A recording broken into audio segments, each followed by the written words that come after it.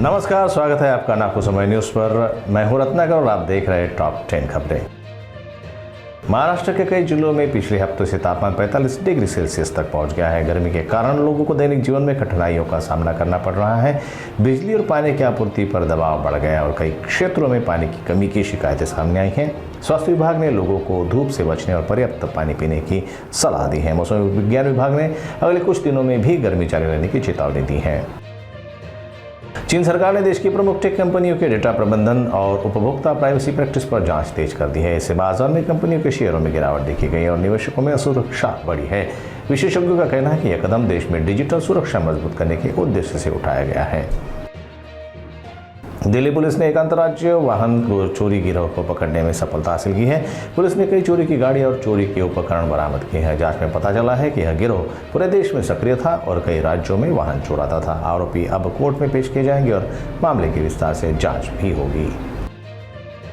उत्तर प्रदेश के मुख्यमंत्री ने हाल ही में अपने मंत्रिमंडल में नए सदस्यों को शामिल किया है। नए मंत्रियों में युवा और क्षेत्रीय प्रतिनिधि शामिल किए गए हैं। इससे राज्य की राजनीति में नई हलचल पैदा हुई है और सत्ता समीकरण बदल सकते हैं। राजनीतिक विश्लेषकों का कहना है कि यह कदम आगामी चुनाव में पार्टी की रणनीति को और मजबूत करेगा।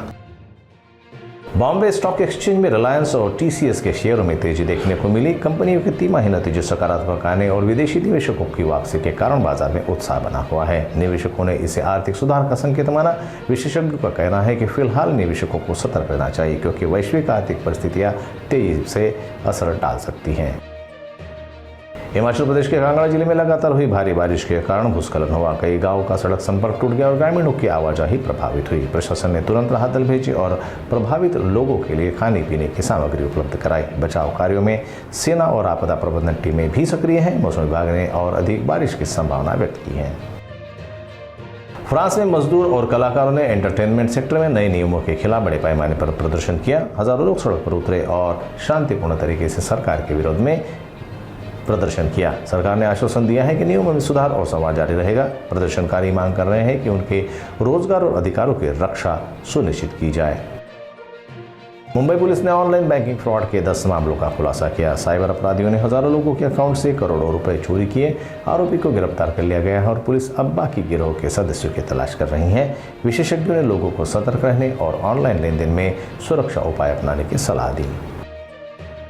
गोवा में नए रिजॉर्ट निर्माण को लेकर राजनीतिक विवाद बढ़ गया है। विपक्ष का आरोप है कि सरकार ने स्थानीय लोग और पर्यावरण की अनदेखी की है। पर्यावरण कार्यकर्ताओं ने भी विरोध दर्ज कराया और कहा कि समुद्री तटीय क्षेत्र और स्थानीय परिस्थिति पर इसका गंभीर असर होगा।